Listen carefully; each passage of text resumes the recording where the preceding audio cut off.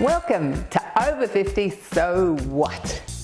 I'm Carol O'Halloran, the Positive Aging Warrior. To kick off with, I'd like to thank all those viewers who write in and tell us how much they enjoyed the 5-minute fitness segment and how much better they feel from doing it. For newbies, we do have a 5-minute fitness segment in every show. You don't need any special equipment, and you can even join in sitting down.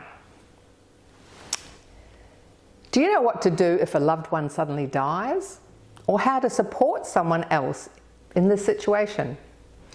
Today we chat to Catherine from Critical Info about the resources available to help us through this difficult time. Later, we visit the Dancing Queens event for seniors in the Rainbow community, and we speak to another Swedish choir member from ABBA the Museum, as well as we chat to some participants singing and dancing at their show in Geelong.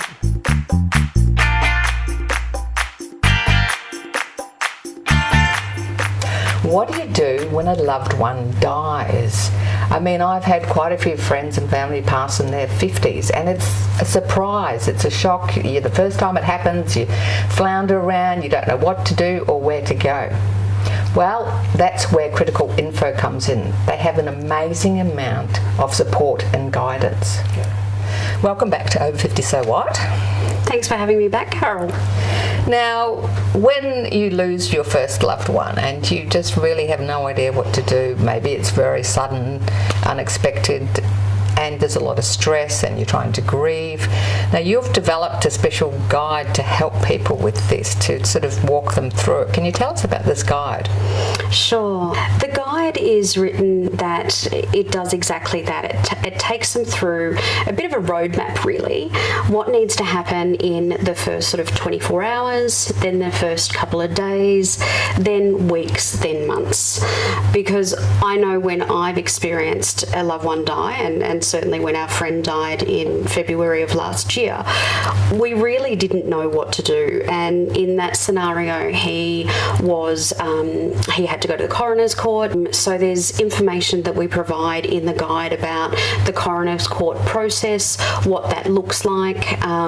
We've also made sure that the guide is tailored to each particular state, because the joy of death in Australia is that it's different in every single state. So I've worked with Greg Russo from Greg Russo Law, and he's a person that specialises in wills and estates, and so we've made sure that it's tailored to each particular state of Australia, and it guides you through what you need to do when your loved one does die. I can't believe that. It's supposed to be streamlined. I can't believe that you have that different state by state.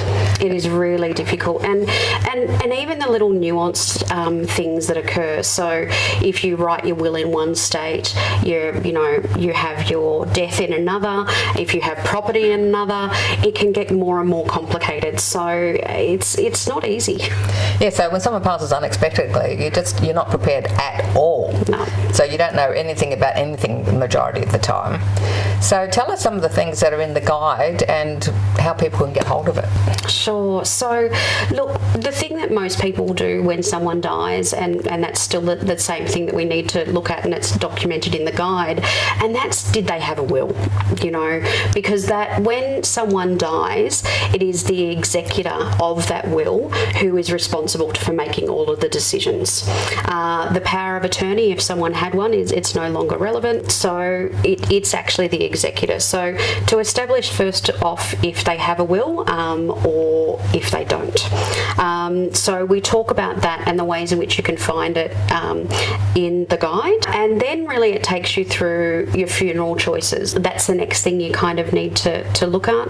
And also establishing the assets, like is the home secure, is it clean, who's got keys to the house, who's got keys to the car, what's happening to the mail. Oh, look, all of those sorts of things. So it does actually take you through all of that process, and it has a checklist, so it sort of allows you to sort of tick things off as you go through, because it can be such an overwhelming thing to go through, you know, when you don't know someone's going to pass away. So you can get the guide, this one here. Yep. You can just download it as a PDF. Yeah, look, we've got a printed copy here just purely for, you know, the purposes of showing people what it looks like. But I've kept it as an electronic copy because the guide itself is close to 80 pages, and it links to hundreds of different government organisations across Australia. So you can imagine how often those links change. So I have someone who is updating those links and checking them every month. Purchase it on our website. You can download the guide. A lot of people have even actually purchased it and downloaded it and then sent it to friends as a gift. It's far more functional and purposeful than what, you know, flowers are when someone dies, where we've even had funeral directors that now actually give it to their clients instead of flowers or a hamper. There's so much that's covered in this particular guide. I'll show you just how comprehensive the table of contents is. So you can see that, you know, we talk about pre-death arrangements, then we go into the first 24 hours, then we actually look at the days following, focus particularly on the funeral because obviously that's a big element, but a lot of people don't know that you can actually choose your own celebrant, you can choose whether you have the funeral at home, you can choose your funeral director, so it covers off on that sort of information that people may not be aware of. And then we actually go into the very, very time-consuming aspect of the estate and settling all of the finances and assets of someone after they've died. All right, sounds like an amazing tool for people to have. It is, and the feedback that we're receiving from people who have used it have just found it a really valuable resource and has kind of kept them on a path where they may have actually been a little bit overwhelmed or unsure. So I think it is really serving its purpose. Now tell us about the 200 organisations that you've also got resources listed in here too, haven't you? The 200 organisations are listed on the Resource Hub on the Critical Info website. So if you just go to the Resource Hub and go under the support section, you'll see that there is a comprehensive list according to what you need. So whether that's bereavement, if there has been a child or a youth who has died, there's a specific section in relation to that. There's information in relation to adult death and bereavement, in relation to LGBTQI+, First Nations, and then we actually go into really specific information such as auctioneers, financial support, legal support.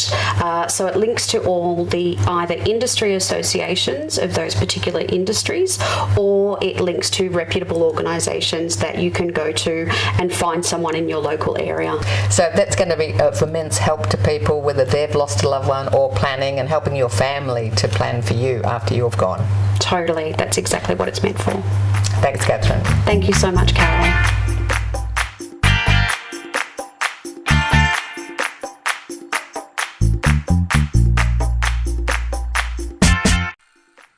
Thanks for watching our TV show. Be sure to hit subscribe and then you'll never miss an episode. Jump on Facebook, join our group, get in on the fun, fitness, wellness and inspiration. I'm Carol, over 50. So what?